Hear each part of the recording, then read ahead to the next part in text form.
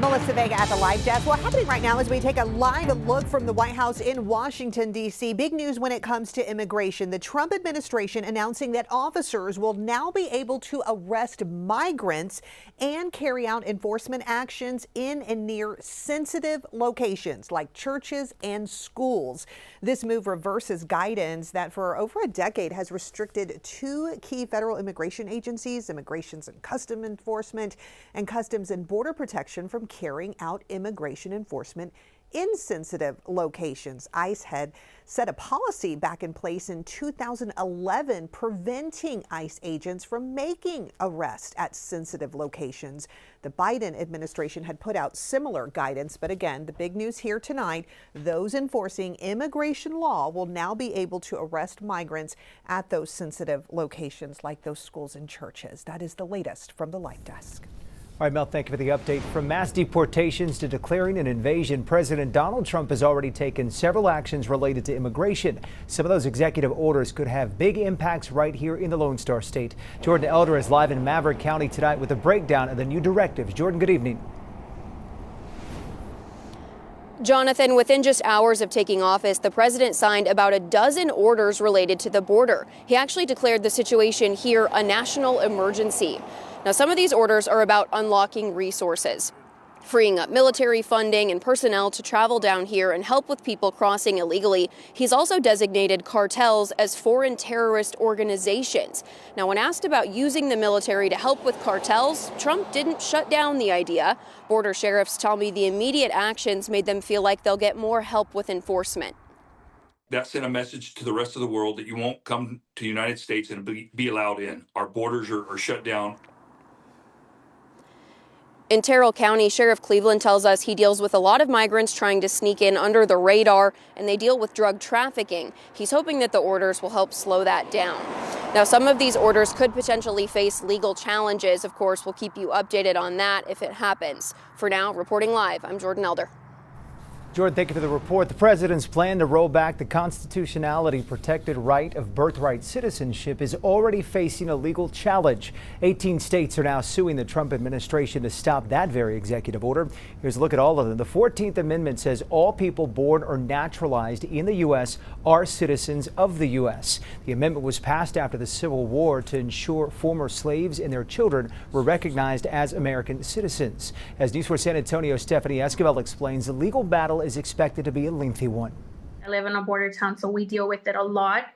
But again, the children are not the ones that are making those choices, and they shouldn't have to face consequences for their parents. Cruel and unconstitutional is what Araceli Castro is calling President Trump's executive order to limit birthright citizenship. The 14th Amendment is what Castro says allowed her to go to college and achieve her goals since she was born while her mother was undocumented. That's why Gabriel Rosales, the state director of LULAC, says the organization is joining a lawsuit against the Trump administration to stop the order. We plan to stand with our undocumented communities and our children that are out there that right now are unconscionably having to live in fear.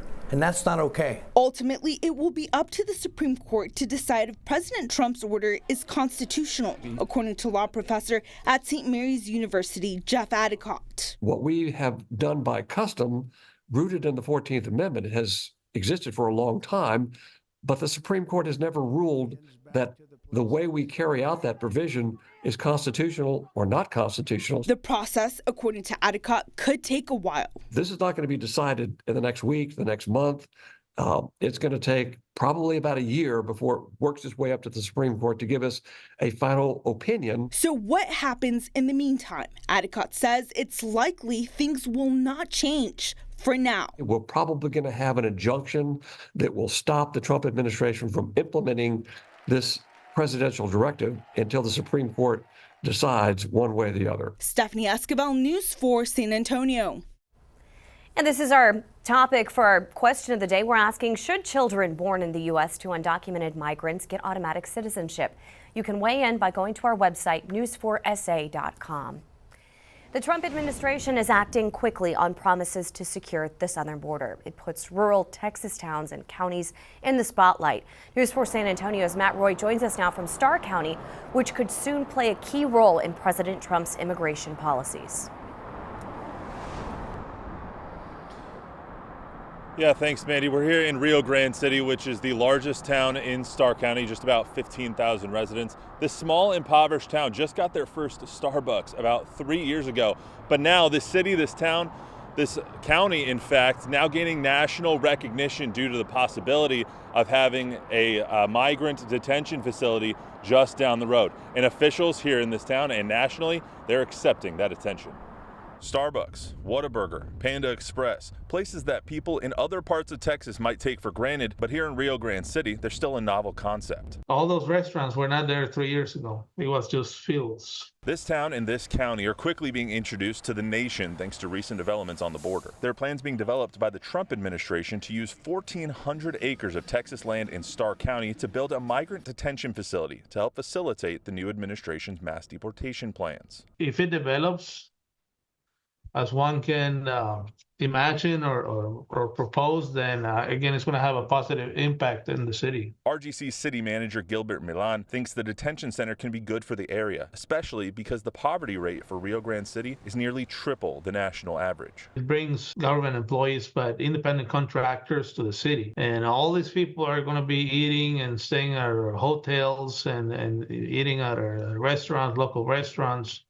It's got an economic impact to it. Politically, the people of this county are telling you that this is something that they want and are prepared to have happen. Since 1892, Starr County has voted Democrat in every presidential election until 2024, when Trump beat Kamala Harris by 14 points. Border security. People, down there in the border, we've always wanted border security. Democratic Congressman Henry Cuellar won Starr County in November in a landslide. He says people of Starr County voting for him and for Trump shows you how important the border is to them. So people said, hey, we are going to go with the presidential candidate, in this case Trump, that wants to secure our border, and that's why he did very well. In Starr County, I'm Matt Roy reporting. New at 6, it's a new kind of DPS unit. Our Yami Virgin, it was invited on an exclusive ride-along with the Texas DPS mounted horse patrol in Kinney County. The horses can go where vehicles and law enforcement can go in the fight against human smuggling. We are in between Eagle Pass and Del Rio, Texas. It's areas like this that the new DPS mounted horse patrol is hoping to be able to help to find people who are crossing illegally into the United States. Here in South Texas, high-speed chases are nothing new. Usually, it is human smugglers or coyotes trying to get away from authorities. After they crash, they take off on foot, hiding in private ranches.